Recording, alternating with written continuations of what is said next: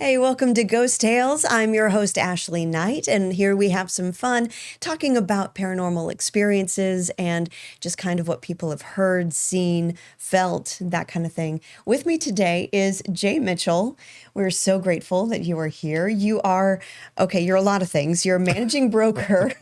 You're a managing broker for Berkshire Hathaway. Yes. You're president of Hampton Roads Realtors. Yep. And you were named Realtor of the Year in 2022. All those things are true. All those I things. admit it, yes. No lies. No lies. No lies, all truths. So thank you so much for being here. Sure, happy to be here. And we'll get to this in a second, but you've had a paranormal experience with a former coworker of yours. But before we get to that, first of all, tell us a little bit about your job, about what you do. Oh, all right. Well, I'm a supervising broker for a group of realtors. We have about 140 in my office. I have an office at the oceanfront. And so we're a busy crowd, a lot of big properties that we buy and list and sell and help our people make great decisions. So it's a fascinating business, and we even run across a haunted house or two now and then. And we really go out and get at it every day, and a lot of excitement. And you'd think that maybe real estate could be a little bit boring, but it's not these days. It is crazy busy. I can imagine. And I have a lot of questions, but it's on the market side of things. And that's not what we're talking about. We can do that later. Do you tell people when you come across a haunted house, when you're showing the house? Well, if we know it and everybody in the neighborhood knows it and they're going to talk about it, we kind of like to disclose, hey, here's what we know. But we're certainly not required to make that a known thing. And you never know what was real. Right. And so you're careful about that. But, there are rumors about properties that you just have to kind of deal with. And if somebody asks you that, you can say, we really don't know, but you can certainly investigate and see what you can find out. Gotcha. Yeah, we had a show earlier this year with Tom Shad, and he was in the Freemason neighborhood. Sure. Yes, one of the houses he lived in there was said to be haunted. So we may have you talk with Tom. Other than just haunted by Tom. Yeah. Yes. It was, yes, more than just Tom. Talk about, now at your job, you've got some help with you, and you can't do it alone, obviously. You had a secretary, Faye Cassidy. Yes. Tell us about Faye. So Sounds interesting. This has been probably 13 years ago or so, and I was at a different company at the time in my office was in Western Branch, and it was a kind of a cool older building. It was 2 stories and had a big attic, and we renovated the whole place over a period of about 8 months, I guess. And when I went to that office, I inherited a great staff. It was a young lady named Connie Poff, who continues to be a friend today, and Faye Cassidy, who was our bookkeeper there. And Faye was a delight. She was smart, funny, irreverent as all get out, which really appealed to me. And as we renovated our building, she had an office on the first floor, kind of back behind the reception area. And I moved my office to the second floor where there's a little bit more space and we could move some people around differently on the first floor. And so I did have these 2 wonderful ladies working with me, and they were great. They made it very easy to come into work every day because they were always positive and fun. And despite all the goofiness you get in real estate, they were the perfect twosome to be working with. And that really helps when It makes all the difference. When you're doing a job, it kind of can seem monotonous after a while. You need somebody in there to kind of shake things up and everything. So what kind of sense of humor did she have? So, well, irreverent, Yes. which is good. So I can't repeat some of it. We'd be in trouble. But she just, you always know when somebody's smart if they've got a sense of humor. And she just did. And she could make light out of any of a number of things that you did not expect. Or she'd see something and she'd bring it on her phone and she'd show you, look at this, look what I found. And this is just crazy. So she had a real zest for life. She had a couple of sons, and they were good to her. And she seemed to enjoy life in general. Yeah, that's so special. I love that. And so talk about, she did pass away. She did. On Memorial Day weekend. I believe that's right. I believe it was Memorial Day weekend, I think, of 2012. And she'd had a couple of health episodes that she just didn't feel quite right. And so she'd finally found out that she needed to have her gallbladder removed. So she went in on a Friday morning of that holiday weekend to have her gallbladder removed. And we found out within an hour and a half or so of that surgery that she'd passed. So the surgery just somehow went wrong. It was her time, apparently. And the way I knew it was I was upstairs in my office, and my other admin, Connie. Before we get yeah, to sure. that, well, Don, we're going to take a commercial break sure. really quick. We'll come right back with Got it. more about Faye Cassidy. Okay.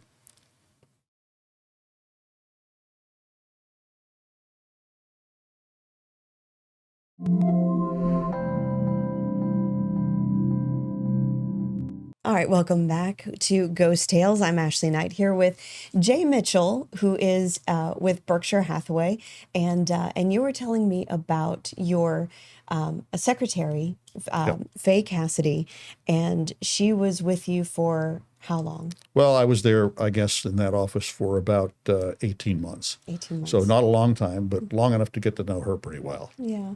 And so she did have health complications. And one of those complications was gallbladder. She went in for gallbladder surgery. Yep. And ended up having a heart attack and passed away during the surgery. So, Wow. yeah. And talk about how you found out. So one of her sons called our other admin in the office, Connie, and told her what had gone on. And I hear wailing and crying from downstairs. I'm upstairs, and went down to find out what happened. And Connie said, well, Faye has passed away. And so we were all surprised, did not expect that. She was very vibrant. So it was totally unexpected. Yeah. And this affected the whole office. Yeah, I mean, we really. had about 40 agents, I guess, about that time, and she'd been in the company for quite a long time. And so a lot of people throughout the company and throughout the neighborhoods knew her. Yeah. And talk about an experience you had where you think she came and visited you. How long after her passing did this happen? So it was a few weeks, maybe even into a month and a half or so. And I was working kind of late, 8:30, 9 o'clock, and the building was completely empty. I knew that because I'd been through the building, making sure that everything was locked up and ready to go. And I was thinking, okay, it's probably time to go home. And I left my office to go to the restroom before I left. And I got as far out of my office as a sort of balcony area over an atrium in our building. Okay. And I was suddenly ice cold. Now, I'm never ice cold unless I'm in a glacier. I'm always hot.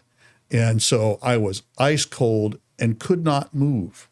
I was completely stopped. This is crazy because I don't necessarily believe this kind of woo-woo stuff, right? Yeah. But it was really eye-opening. And years ago, when I was a TV news guy, I had a general manager told me, you must learn to suspend your disbelief. And I've always remembered that. And so I'm standing there on the edge of this banister, can't move, can't figure out what's going on. And I hear this voice say, you need to be heading home. It's time. And it was Faye's voice. And I still couldn't move. I was still ice cold, literally. I was shivering. And I wasn't scared, but I was ice cold and couldn't move. There was not enough kinetic energy in me to make a move. And then finally, there was a release. And I left. I forgot about even going to the restroom. I'm leaving. Yes, ma'am. But I wasn't scared. I was more relieved. And I got to the car and I started to laugh. And I thought, well, isn't that just like her to do that? And it was a very odd experience and not one that I've had since. So she was present that evening. Is that something that she would say to you normally? Absolutely. Yeah. Yep. She would get on to you. How many late nights did you put in at work?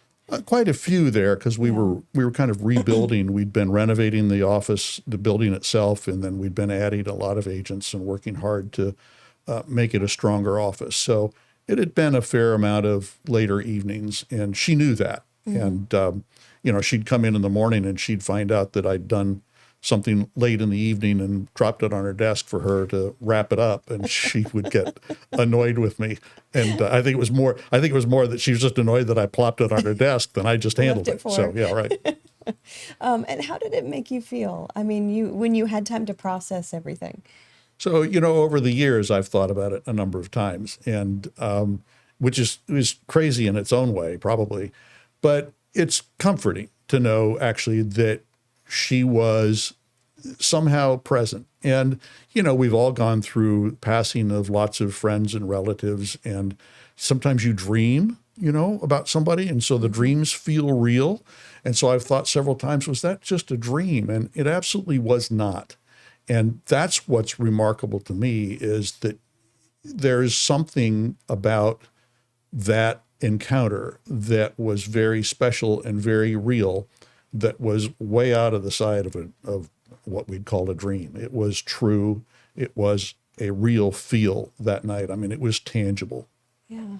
And you said you weren't scared when you felt you couldn't move. You were just, I mean, were you just kind of in shock? Confused. Yeah. It's like, why am I cold and why can't I move? Yeah. And you think about that over a period. I didn't tell anybody for a long time. And finally I told Connie, who was our other admin, and she looked at me and she smiled and she said, well, of course she did. So, there was a connection there in personality and in people that I think made the difference. And I keep going back to that general manager who years ago told me, learn to suspend your disbelief. That how do you know what can be real? You don't. And here I was a TV news guy for all these years, and you dealt with facts and present the facts, and that was it. Well, this is a fact.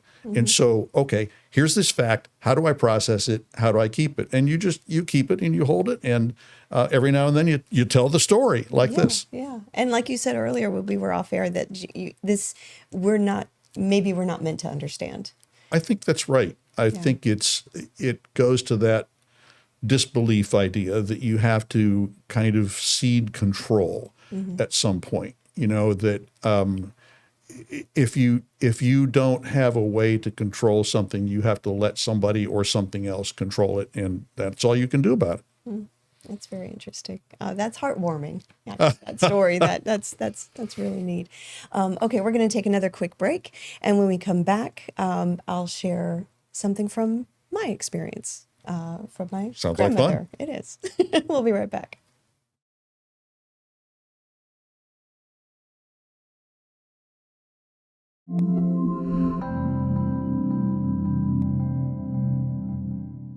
All right, we're back. Thanks for coming back to us. We're here with Jay Mitchell, who just shared with us just this heartwarming story from your experience, you believe, with the spirit of your former Secretary Faye Cassidy. And it kind of brings to mind, yes, we don't understand everything that's happening. It just, sometimes your mind just has to accept it and not rationalize it or anything. What I experienced one time, my grandmother passed away in 2017, and I was lucky enough to spend time with her, and the whole extended family was around the night she died. We were all in the house, and she was in her bedroom. Hospice was in there, and all the cousins were in one room, and we were kind of all, playing games or talking or looking at photos. And the grown-ups were, kind of in the kitchen talking and everything. We were all laughing, having a great time. So I like to think that she passed on with that as the last sound that she heard, was all of us being together as a family. And okay. Likely very true. Yes. Yes. So the day of her funeral, she knew how much my mom, okay, this is where I go crazy just a little bit. And we have no tissues in here. We'll really get out the tissues in crying here. vase and hold I it know, up for thank you. Right. We should have one with some dead flowers or something inside of them. So the day of her funeral came, and she knew my mom is the oldest of her children. And my mom had just been working so hard to plan everything, make sure everything was in place. She knew how stressed out Mom would get. And that day of her funeral, my mom was like, normally I have to go searching everywhere, where is this? Where is this? Where is this? She's like, on that day, everything was exactly course in it was. plain sight. It was like, I never put my earrings down here, but here they were. Or, I was looking for this necklace, here it is. And it was just, everything was right in place. Like it was, grandmama saying, here you go. I'm going to make everything as easy as possible for you.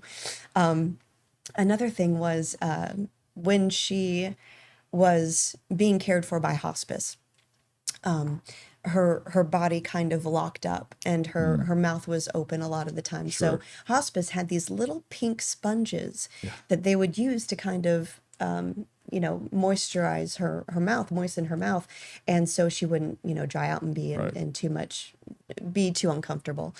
And when the night she died, we packed up everything. Hospice took everything away. There was like no sign of anything Yes. when hospice left and they took her body away and everything. And we looked everywhere. It was, just fine. My mom wanted the house to be perfect, obviously, because you have family over after the funeral. Driving back from the service, we pulled in, and they live off of this road that's kind of isolated in the back of it's not a cul-de-sac, but it's just, you don't go down this road unless you're one of the 3 houses that live off that road. It like comes in this way, curves, and then goes back out. And you don't come down there unless you live right there. So we're coming back in, we're pulling to the driveway. In the dead center of the street is a pink sponge. Pink sponge. Yeah, Pink sponge, of just course. one. Yeah, of course. Just one. And it was right in the dead center. It was like, here I am. I'm still here. Hello. Yeah. I'm It was like, watching you. We're, Right. just because you left the service, I'm still here. Right. And it was a very emotional day. And it was just really comforting to see that, and I'm not a person who, sees things happen. Sure. I feel things happen, and it was very, oh my goodness, I'm so sorry. I thought Speaking of things happening, ooh, spooky. that was meant to wake me up. But also along those same lines, you say sometimes we dream. Yeah. Shortly after that, I moved. I got another job in Mobile, Alabama. I moved there after she passed, and one of my first nights in my apartment, I had a dream that grandmother came and visited me in my apartment. Yep. And it was almost like she was walking around. It was almost like I was giving her a tour of the apartment. And as she's going through, she was just saying, how wonderful it was, how it suited me, how perfect it was. And I took that as her kind Sure. of approving this step in my life. Yeah, and who knows what the fine line is between dreams and an actual visitation. Yeah. I would never have thought that I would be the victim of a visitation. I mean, a dream maybe, and I seldom remember dreams. Yeah. They have to be pretty vivid for me to remember them. And Yeah. so this is a distinction between a dream and that kind of visitation. And somebody's here and present somehow with Yeah. you that's outside of that realm of your unconscious, that you are Yes. conscious of it and going, oh my gosh, what's going on? Yeah, Yeah, it's really fascinating. neat. Yeah, and my grandfather passed away a few years ago as well, and he visits me in different ways as well. It'll be he bought me my first car. Oh, Well, I had a car, but it was a hand-me-down. And when I got my first job, he's like, you need a reliable car if you're going to be driving back and forth to Georgia and here. So that was his thing with me. That was Nice. like, our bond. We had a bond, but that was like a grown-up thing that he did for me. And I always remember getting in his car, the smell that it had. It just smelled sure. like him and his cologne and the leather seats and everything. It was distinctly him. sure. And there are times that I get in my car and it'll just smell exactly like that. And it doesn't do that all the time. It's just particular days. And I'm just like, okay, hi, Granddad. Yeah. Why it's not? just Embrace really it can't hurt distinctive. you. Right? Yeah. It's just really interesting, really fascinating to think about, the atmosphere that surrounds us and the things that happen and things like that. And it's heartwarming too. It doesn't always have to be, malicious or scary Yeah, like I or, said, it's not things scary. like that. Yeah. It's just, they're still connected Absolutely. in a way. So it's a nice It's a nice reminder. Well, thanks for sharing those. Those are Yes, great and stories. thank you for sharing yours. Oh, I'm happy to. Yeah. We appreciate you having you on. Thanks And, for joining. yeah. Letting me join. Yes, absolutely. All right. So we will leave it there. And if you have, I'm going to clean myself up here a little bit. I'm so sorry. But thank you so much for joining us for this Ghost Tales. More of a sentimental How about that? episode today. So not so much scary or creepy, but just kind of a little, sentimental, I would say. Thank you for joining us for this Ghost Tales. And if you have any experiences that you've had, feel free to reach out to me. You can email me at ashley.knight, that's ASHLEY .KNIGHT @wavy.com. And you can tell me your experiences, and who knows, maybe we'll have you on the show talking about your experiences like we had with Jay. So thank you so much, and we'll see you next time on Ghost Tales.